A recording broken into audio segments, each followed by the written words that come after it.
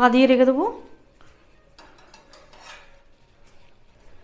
5 মিনিটের মতো রাখলাম।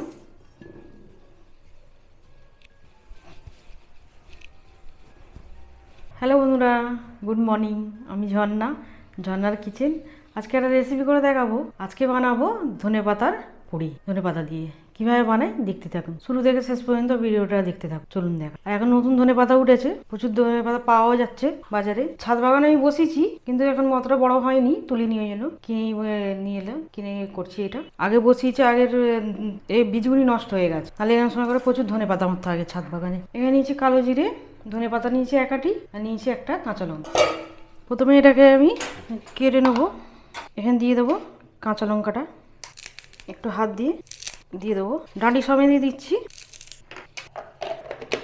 এটা এবারে একদম কিমা মতো করে নেবো। এখানে এবারে পুরি বানানোর জন্য এই চামচেতে 1 চামচে বেসন দিয়ে দিলাম। ময়দা নিয়ে নেবো, ছোটো বাটি 2 বাটির মতো ময়দা নিয়ে নেবো। এখানে কালো জিরে নিয়েছি, কালো জিরেটা দিয়ে দেবো। পরিমাণ মতো নুন নিয়েছি, নুন দিয়ে দেবো।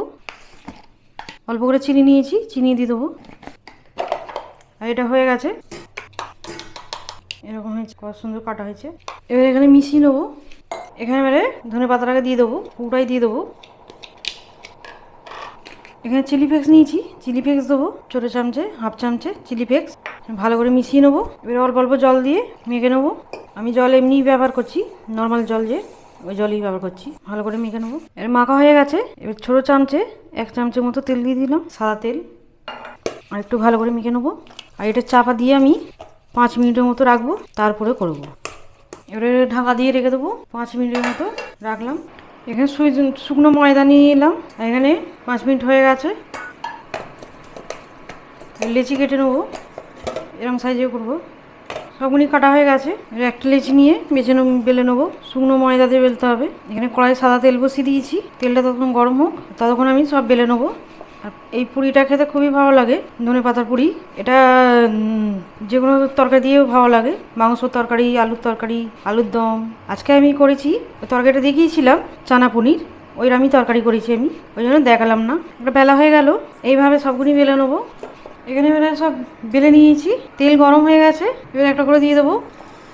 কত সুন্দর ফুলছে, একটু গোল্ডেন কালার করে ভেজে নেবো। দেখতেও যেন সুন্দর হয়, আর খেতেও দারুণ হয়। ছোটো থেকে বড় সবাই পছন্দ করবে এইভাবে পুরি বানালে। একটা পুরি রেডি হয়ে গেল, তেল ছেঁকে তুলে নেবো। কত সুন্দর হয়েছে। আবার একটা দিয়ে দিলাম। এইভাবে তেলটাকে উপরে দেবো। ভাজা হয়ে গেছে। এবার আর একটা ভাজলে আমার সব হয়ে যাবে ভাজা। আবার একটা আছে, দিয়ে দেবো। সবগুলি ভাজা হয়ে গেছে, এটা হলে হয়ে যাবে। এটাও গোল্ডেন কালার করে ভেজে নেবো। সবগুলি ভাজা হয়ে গেল, তুলে নেবো। কত সুন্দর দেখতে রেডি হয়ে গেছে। পাশেই তরকারিটা দিয়ে দেবো।